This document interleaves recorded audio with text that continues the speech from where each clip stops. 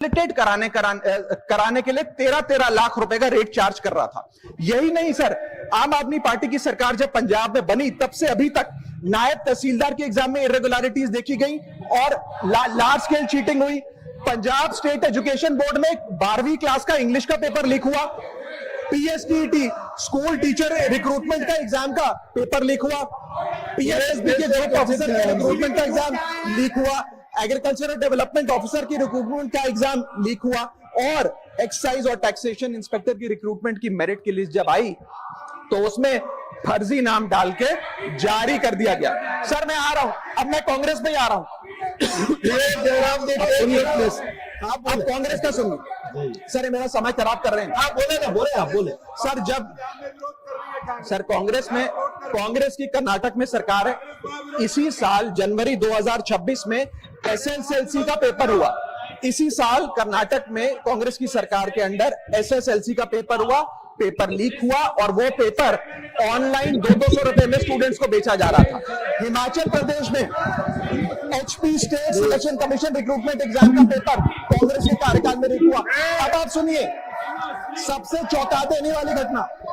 Sir सबसे shocking और sad बात यह है कि 2016 में कर्नाटक में जब कांग्रेस की सरकार थी तब वहां पे 12वीं कक्षा का प्री यूनिवर्सिटी कॉलेज का 12th का केमिस्ट्री का पेपर लीक हुआ। ये क्लासरूम का पेपर नहीं था सर, ये स्टेट बोर्ड एग्जाम था।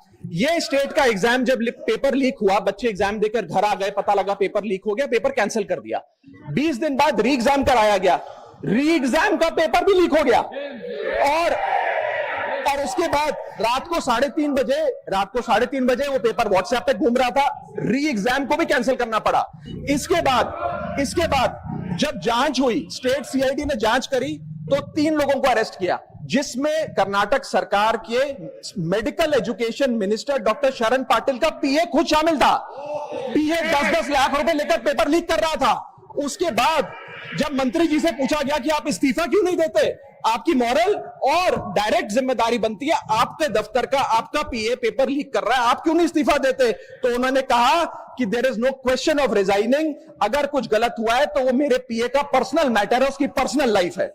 वहां सर ऑफिस गवर्नमेंट का, डेजिग्नेशन गवर्नमेंट की, एक्सेस गवर्नमेंट का, बट अरेस्ट की बात आई तो पर्सनल लाइफ का मैटर है। और आयरनी देखिए, आज 2026 में कर्नाटक में फिर कांग्रेस की सरकार है और डॉक्टर शरण पाटिल फिर मंत्री हैं और उसी विभाग के मंत्री हैं, मेडिकल एजुकेशन विभाग के मंत्री। मान्यवर, मैं ये बिल पढ़ रहा था और आपने नीट के पेपर लीक के कारण जब 22 लाख बच्चे प्रभावित हुए तो आपने कहा री एग्जाम कराएंगे। पहली बार जब आपने एग्जाम कराया तो 22,80,000 बच्चे उसमें बैठे थे, लेकिन दोबारा जब आपने री एग्जाम कराया तो उसमें मात्र 20 लाख बच्चों ने हिस्सा लिया। 2,80,000 बच्चों ने हिस्सा नहीं लिया। उस गुनाह के लिए, उस पाप के लिए जिम्मेदार कौन है?